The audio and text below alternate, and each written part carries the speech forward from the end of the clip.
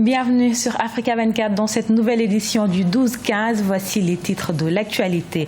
En Côte d'Ivoire, la problématique du financement des petites et moyennes entreprises est au cœur des débats. Levier important de la croissance, les PME représentent 90% du tissu économique et plus de 20% du produit intérieur brut.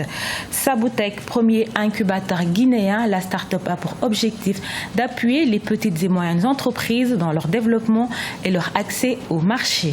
Et puis, accès à Internet, le Rwanda à la pointe des technologies de l'information et de la communication. Le pays ambitionne de devenir le carrefour technologique régional. Mais avant de développer ces titres en Guinée, 9 nouvelles formations politiques ont adhéré ce samedi au Front patriotique, la nouvelle alliance créée pour soutenir les actions du président Alpha Condé.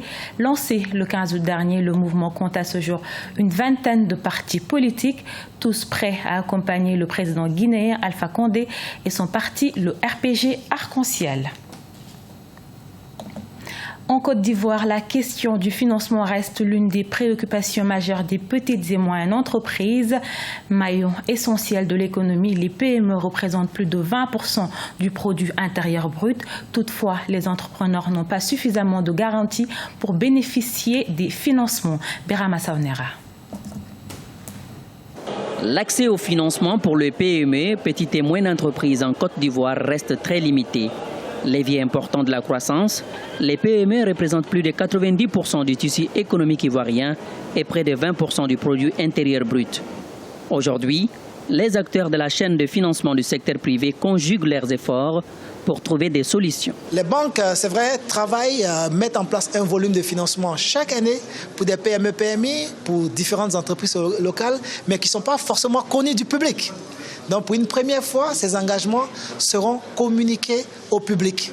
Et ce qui est intéressant, c'est que ces engagements également seront suivis par nous, par le secteur privé, et seront évalués. 3 000 milliards de francs CFA sont nécessaires, selon les experts, pour combler le déficit des financements du secteur privé ivoirien. Cependant, pour les acteurs du secteur bancaire, les PME ne présentent pas toujours toutes les garanties pour pouvoir bénéficier des crédits. Ils invitent ainsi l'État à jouer sa partition. L'État ivoirien doit jouer un rôle, notamment par exemple à travers l'existence de fonds de garantie. Les PME elles-mêmes doivent jouer un rôle dans le cadre de la professionnalisation de leur activité, dans la transparence de leurs états financiers et bien évidemment dans la compétence des dirigeants qui portent les projets à financer. Le 24 novembre 2016 se tiendra à Abidjan un important forum sur le financement. Il devra marquer le point de départ d'un processus de redynamisation des PME ivoiriennes. Ce forum dédié aux petites et moyennes entreprises de la Côte d'Ivoire va donner un nouvel élan aux PME, considérées comme moteur de la croissance. L'État et les banques commerciales sont invités à s'y impliquer plus activement. Au Maroc, le développement agricole progresse dans la région orientale. Annonce faite ce samedi par le ministre de l'Agriculture, Aziz Akanouche. Selon ce dernier, cette progression a permis d'obtenir d'importants résultats dans le développement des filières de production, des projets réalisés dans le cadre du plan Maroc vert au niveau de l'oriental et qui pourraient dépasser les objectifs fixés pour l'année 2020. En Guinée, les startups veulent participer au développement de l'économie. Le phénomène est récent dans le pays et bénéficie d'un marché presque jamais exploré. Pour les accompagner dans leur mise en œuvre et leur accès au marché, un incubateur a été mis en place. Les précisions dans ce reportage de Emmanuel Milimono, correspondant en Guinée. C'est le premier incubateur d'entreprise en Guinée. Né de la volonté d'appuyer les petites et moyennes entreprises dans leur développement et leur accès au marché, Saboutek se pose comme une solution efficace aux startups. Avec l'accès de plus en plus développé aux nouvelles technologies de l'information et de la communication, des startups voient le jour et n'attendent qu'un accompagnement technique et financier pour proposer aux populations les solutions innovantes qu'ils créent au quotidien. Aujourd'hui, malheureusement, on a un écosystème qui ne permet pas à ces entreprises de se développer au mieux. Donc, il est aujourd'hui primordial qu'on mette en place un écosystème qui va permettre à ces entreprises de se développer. Et donc, le rôle de l'incubateur aujourd'hui, c'est justement de pouvoir accompagner ces entreprises pour faciliter donc leur développement. Nous, en tant qu'incubateur, notre objectif évidemment, notre stratégie, c'est évidemment d'accompagner au plus grand nombre. En Guinée, l'accès des jeunes diplômés à l'emploi est une question difficile. La plupart d'entre eux se lancent ainsi dans l'auto-entrepreneuriat afin de non seulement se prendre en charge, mais aussi devenir de potentiels employeurs. Le domaine des technologies de l'information et de la communication est l'un des plus prisés. Nous allons les accompagner pour leur permettre d'accéder au marché, donc à travers des mises en relation, à travers l'ouverture à un réseau, et on va également les aider dans la recherche et la mobilisation de financement. Que ce soit en termes de formation, d'encadrement technique ou de recherche de marché, l'incubateur Saboutek apporte des accompagnements pratiques aux startups guinéens. Certains jeunes disposent de solutions pratiques au quotidien des populations, mais les moyens, l'organisation pratique et les stratégies d'accès au marché restent un défi à relever. C'est dans ce domaine précis qu'intervient l'incubateur Saboutek. Rentrée scolaire au Cameroun. Après 3 mois de vacances, les élèves retrouvent le chemin de l'école ce lundi. Au total, ils sont au nombre de 7 millions d'apprenants, dont près de 2 millions d'élèves dans le secondaire et plus de 5 millions dans le préscolaire et le primaire.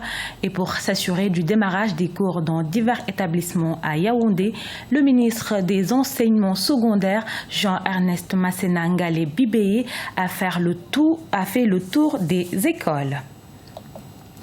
Le Rwanda est l'un des pays les plus connectés à Internet en Afrique. Depuis 2 ans, la 4G est opérationnelle dans le pays. Ainsi, les Rwandais sont de plus en plus présents sur les différentes plateformes comme Facebook ou Twitter, des réseaux sociaux utilisés par ailleurs pour avoir accès aux services publics.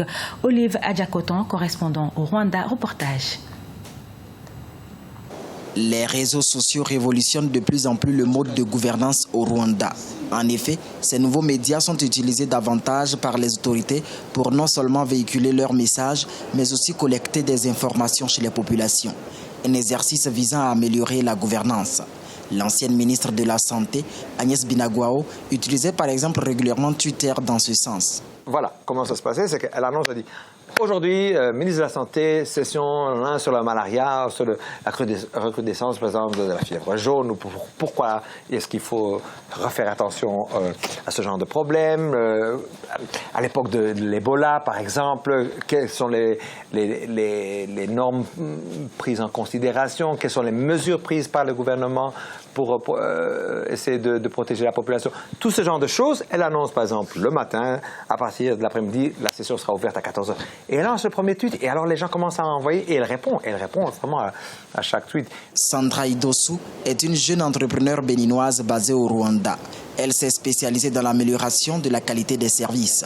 La particularité de son magazine créé depuis 2010 est de permettre aux Rwandais de se prononcer à travers Twitter et Facebook sur la qualité des services qu'offrent les institutions publiques et privées.